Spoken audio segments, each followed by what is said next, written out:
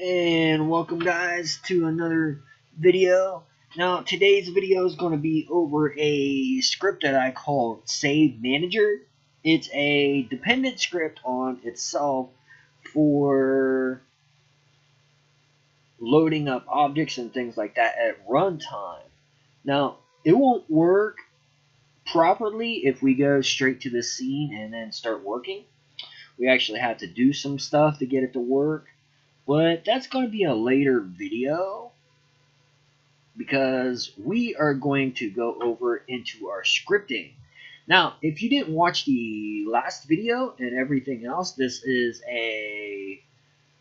we are going to go and look at it because I'm going to show you guys how to get this type of effect when you hit load and things, that it instantiates all the stuff that you had in your previous game. You save the information out and stuff.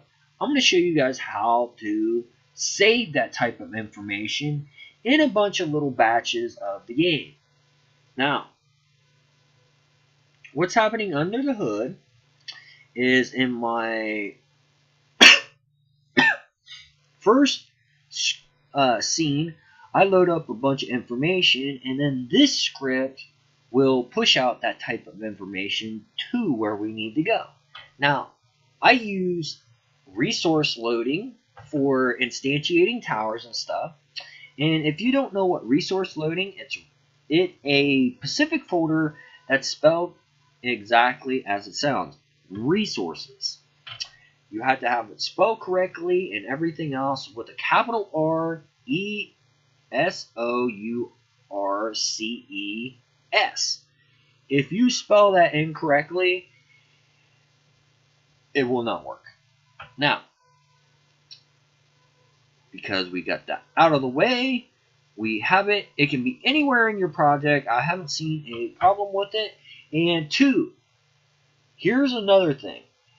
If you have an asset, scriptable object like this, and it is named the same thing as a prefab, even though they're two different types, when you go to instantiate something, let's say we have this plant and this plant, okay?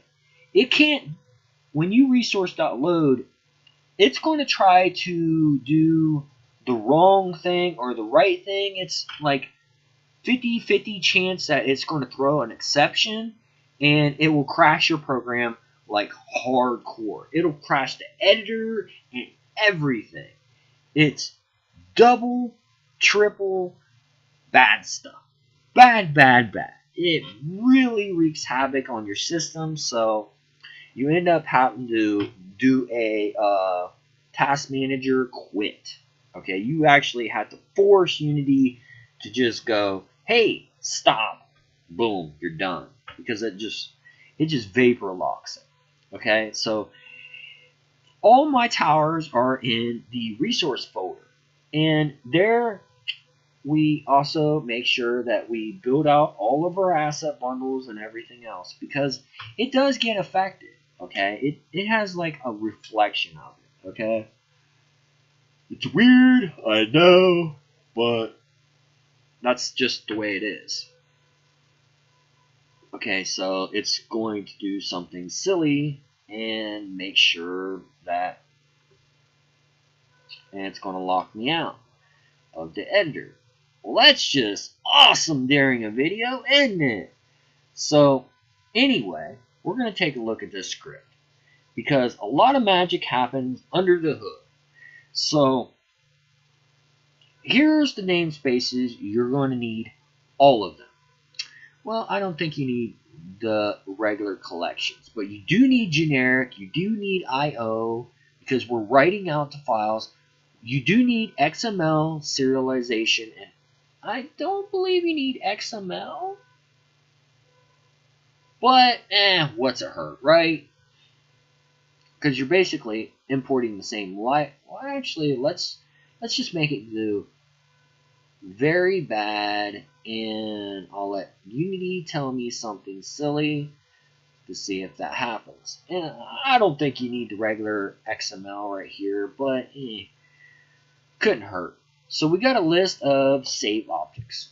Save objects is a regular little class that's, I believe, isn't. Oh, yeah. Save objects is an extension of save component. Yeah. So we got to take a look at save component first. It's a serializable class that you don't need. I think you need engine for vector 3s, right? Yeah, you do. That's what I had that in there for. So you don't need system. Yeah, you don't need system. Okay, so we need a string for the name of the tower. Okay, we need a vector 3 for the position.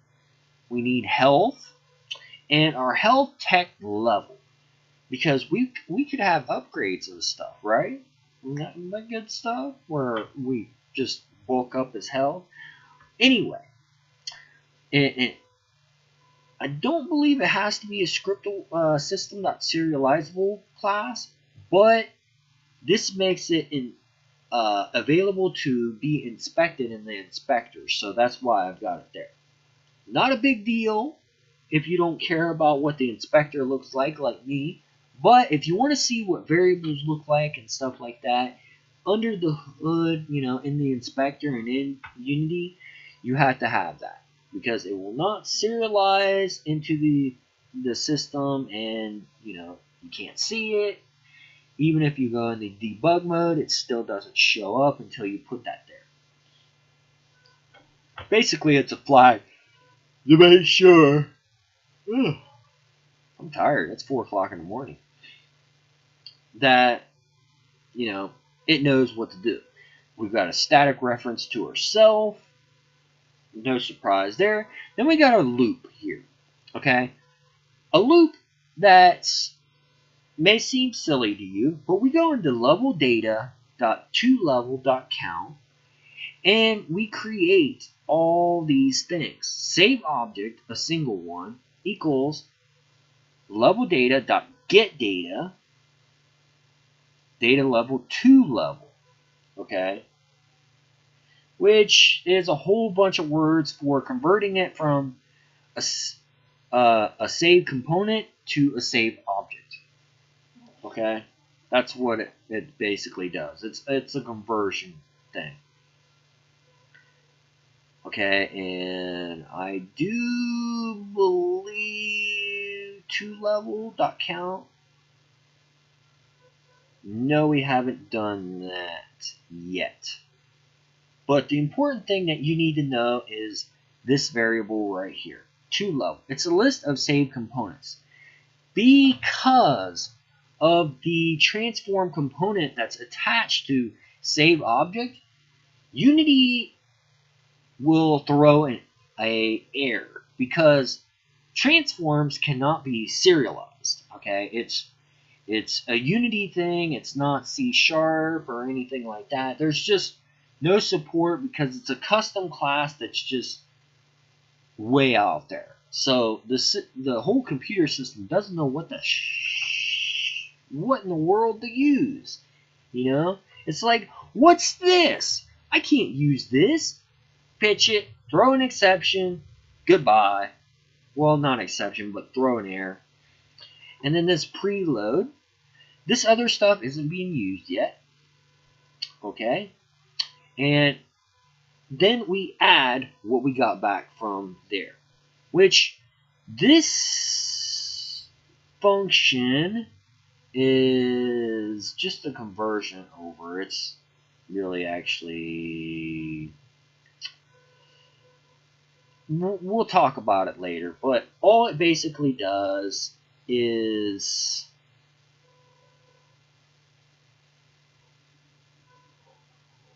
this.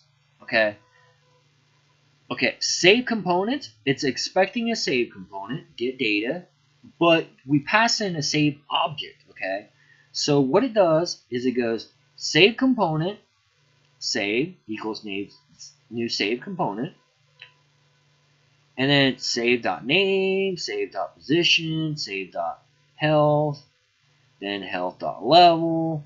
I mean, pretty basic stuff, okay?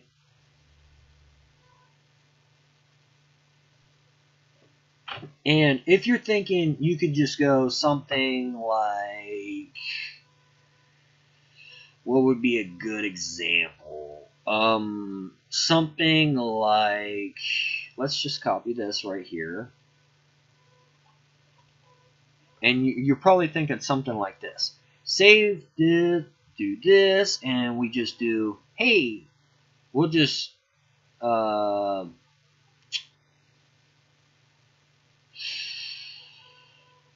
this isn't what I want. It's something like this.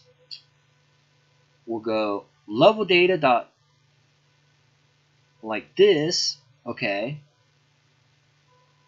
And then you're thinking about copying this in here, and then tell it, go, hey, guess what? This isn't one of those objects. You are now a save object, okay? It doesn't give you a compiler error, but it doesn't work, okay? It does not work. There's no equality in everything else. And under the hood, there's nothing we can do about that unless I completely write a script that does stuff like that. And I'm not going to do something really weird just for a simple component like that. That's just a waste of our time. Okay, just so I can use this. No, not happening. We'll use a simple function that creates something and does all the stuff like this. Okay, because basically that's what it's doing and stuff. Okay, and then we'll have another one from a save object to a save object. Really? That's probably not finished. That's probably what it is. Yeah, that's what it is. It's just not finished. And that's fine. Okay, so actually I think it is. Is it because it's nah. And then we have an invoke statement. This is what gives it a pause. That slight little pause before it instantiates everything in the world. I just have it invoke in 1 second spawn world. And what spawn world does is basically loop with an instantiate and a get component, build object. As you know, build object is a class that is a child of basically everything in the game. Like, let me see, our standard tower inherits from build object. Okay, that's why this is very, very useful for us. Okay, is build object. Okay, and it inherits. Okay, we could use an interface or something like that, but I want the function calls, and I want error messages. If I didn't fill out something, then I can go into the base class right here and go, hey, to save. I can go debug.log. You messed up, and what? You messed up. Oh, it's because you messed up and never written the code to save to file. Okay, and I could do that in this class right here. And because it's inherited, any class that's a build object that I didn't override this in, it will throw up this error message. And that's kind of good for us. You know what I'm saying? It's good, because that'll tell us what we're doing wrong. and where to look. I mean, it gives us a general direction. We know it's going to be a buildable object, so there you go. So that's what the actual, oh yeah, and the get component call goes to a load from file, and we give it our save stuff, which is a save object. Okay, so if you're not following along with that, it'll become clear in a second. Okay, so when we got that function call from here, okay, build object save, we will go to its declaration, which will give us something stupid and useless. Okay, so the function call for that should be up. That's for save. We need to load, right? That's what I wanted. Load from file. Okay, so all this is doing, because we're instantiating from there, and we can give all the vectors and everything, and we're using resource.load, so we can use the resources, so we don't have to load like asset bundles and memory or any of that other stuff. Keeps it very simple. And you can also load asset bundles out of the resources too, and they'll be compiled with the game, so you get the compression that you want if that's something that you're concerned with. This will also keep it from doing file extensions. You know how we use .asset and stuff like that when we load asset bundles? We can use this and just load it from a name in there, and that'll be fine. Unity will be fine with it. We just have to parse what it is. A game object, is it an asset bundle? Is it, you know, a tower? Blah. You know, it doesn't matter. It's just looking for you to typecast it. So we're loading from file. All we're loading is the health tech level and health.load. Okay, health.load, all it does is set the health level. If he's got 50 health left, if he's got 10 health, if he's got anything like that. It's not a complicated function. Okay, and basically what it comes down to is this function right here, health, which is the variable, equals save file, which is our save file, dot health. So we're just containing it. Okay, it's real simple, real great, real easy. Okay, so now we're going to get to the saving part. Now, before anything else and everything, we are going to call it public static, public void save, so it can be exposed, so we can use a button. Okay, and what this button does is it does this stuff right here, this function call right here. All right, so we get every build object in the game, because everything that we build is inherited from build objects. And then all we do is take a simple loop from the list this collection right here, this array, and we go dot length, because it's an array, it's dot length. If it's a list, it's dot count. And you can have a dot count on a dictionary, I believe. I'm pretty sure you can. And all we're doing is calling save to file, which is basically up here. Save to file. Okay, we're calling that, and we go data file format. Okay, we're getting a list, we're creating a list of saved components, because for serialization we cannot use a dictionary or some other things. We need some type of solution, and a list works. It'll serialize. It works for both binary and XML, which right now is an XML solution, but later on we will change it to a binary, because binary is actually smaller, I was told, so it'll work. Now we do a for each right here, var item and save stuff, okay, which that's kind of dumb. Oh, save stuff is the list up top. Okay, yeah, that's right. I was like, why are we doing it from save stuff? Okay, so everything that's in there, we are going to call a for each on. So every item will do if item dot my object, which is the transform component, okay, of save object, okay.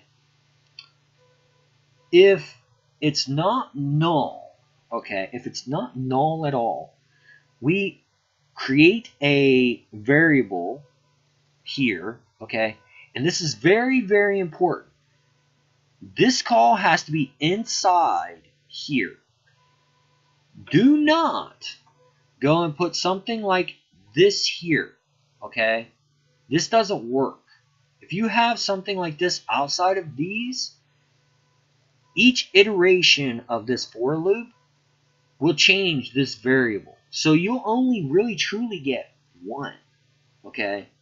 You have to create it inside the for loop. So every single time it iterates, it creates something new, okay? It creates a new class and then puts it in the list,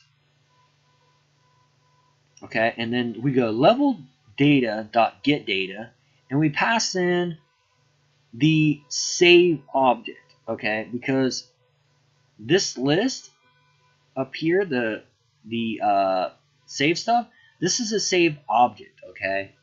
And we need to shove it into the constructor over here, which, why? I think it's something that have to do with the child to parent class. And it just runs this, okay, and returns a save component that we can use. We don't need that, okay? And then we add it to the list, okay? We add a save component, okay? And after this loop's done, we go to save, and we pass this list into a constructor. What this constructor does is it expects a list of save components saved, okay? Now,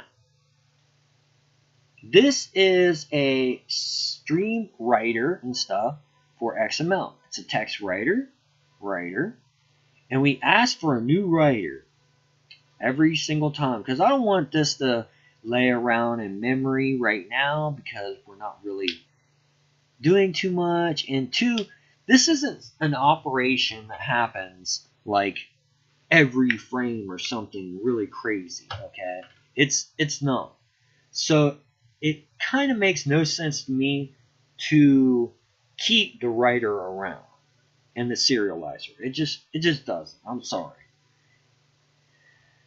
Now, if it was something like we were doing an autosave like every minute into an XML file, and then like after the XML file, every minute, then yeah, I would probably make this a member variable and have this permanently in the class. Yeah, that sounds perfectly legit to me. Okay, but right now we're not doing that, so we got to do a stream writer, and I did application.stream and asset path, which gives us a Unity folder stream and assets. Okay, and then I do plus slash sptower.text. And you're probably like, well, this is XML. Why am I doing text? I didn't do .xml for one specific reason. It opens up in your web browser, okay, every single time, and it's rather annoying. Okay, it annoyed the crap out of me. I wanted to open up in a little text document, which looks exactly the same. If you open up one from XML to there, it loads up exactly the same, except one thing. If you open up with an XML file, like let's say this is XML, okay? The browser opens it takes a lot longer. I want it to be super fast and super everything. And two, the browser can't save and you can't edit the crap. So yeah, .txt for the win. Now this is an XML serializer, and we're going to do a type of, and it's going to be save data. And you already seen this class, but I'll pop it up right here, okay? And this is all it has. I mean, it's nothing, okay? It's relatively simple. I don't think I have to go over it, but there it is. Just a list and stuff. So we create a new save data thing because I don't want it to lay around because I don't need to. You know, like I said, I don't need this.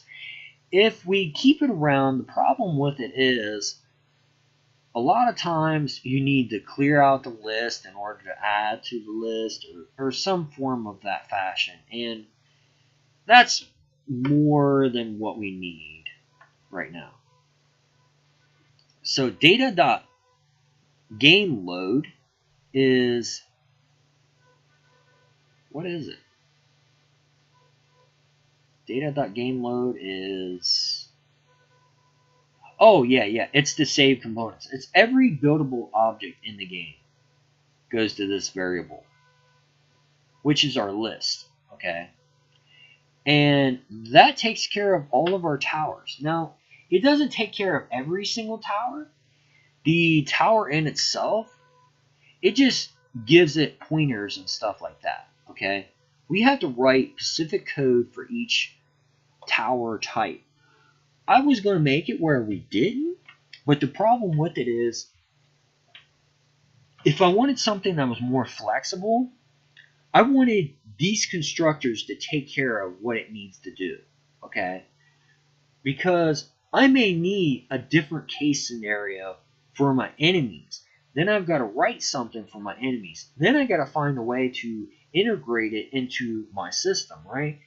And I wasn't too enthusiastic about that and everything, so I made constructors inside the tower class itself for custom information, okay? Like health, position, and stuff like that. Now, I did an interesting trick for the tower stuff, and you'll see that in a moment. And actually, that's probably the best way to do that.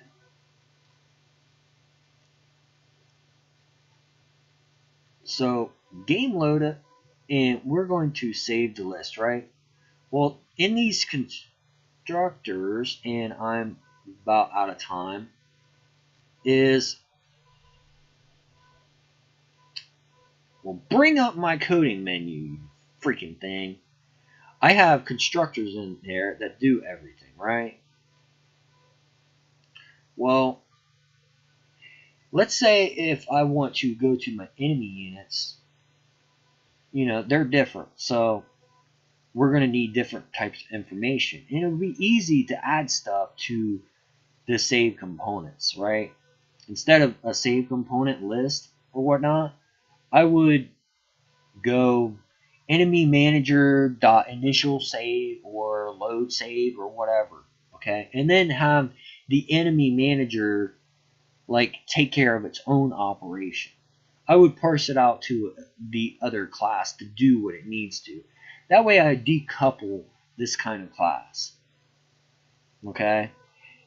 This research list is going to be in the next video because this is too long. So these functions will be in the next video. So in order to get this to write to a file, we got to do SR, which is our serializer, and call serialize.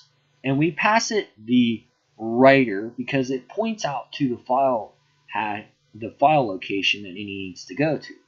And then we pass the data, which is our class, and we tell it, hey, you are the saving system, right? We passed you to writer, so you know what to do for the file locations and everything. Now we need you to serialize this data. Okay? And that's what I wrote it out. And then we call writer.close. This is a very, very important call.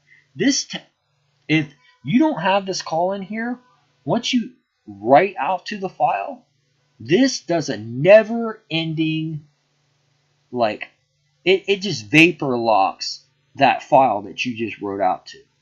Okay?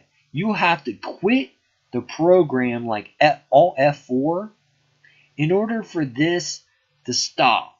And then start it up again, and then stop the program again. And then it will finally let you see that file. So this is very important. Okay? And it has to go in these type of orders. These two, yeah, you can swap these around. That would be fine. This can be anywhere above here, here, or here. Okay? But it must exist before this line, and this line. Okay? Like, let's say you accidentally put it here. Well, guess what? Your data never made it out to the file because you did it out of order. Okay?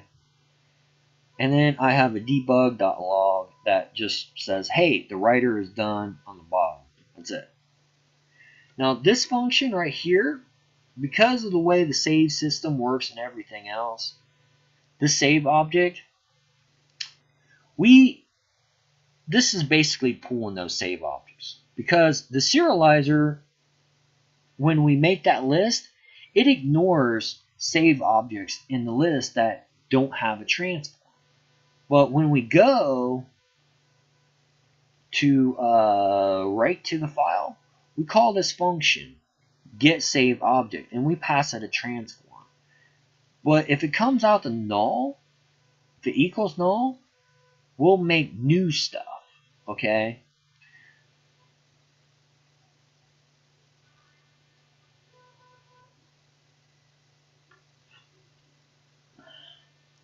It's basically like a return.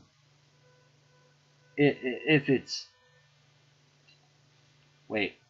Really? Actually... Oh.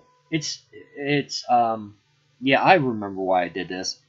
We're looping and everything. If SaveObjects dot myObject does not equal this transform, so basically we went through the entire list, okay, looking for our own transform. If we end up finding our own transform, we return this saved object. And what the tower does, hey, we are not null. We actually have an object. So this completely ignores it. This completely ignores the issue, right? It completely ignores it and returns it. Okay? And if we never find our transform in the list after the iteration, we return null, which then tells the tower, hey, you're null, make new stuff and add it to the list. Which later on with the enemy, because towers never move, but enemies do, so it becomes more of a problem then. So we'll have to have, some type of different functionality, right? We're going to have an else statement, okay? Else, which is more custom code, which, like I said, that's why I wrote it this way for constructors of the object that we want to serialize to do what it needs to do, so it's more flexible. Okay? And that's it. You guys survived. I'm proud of you and everything else. And,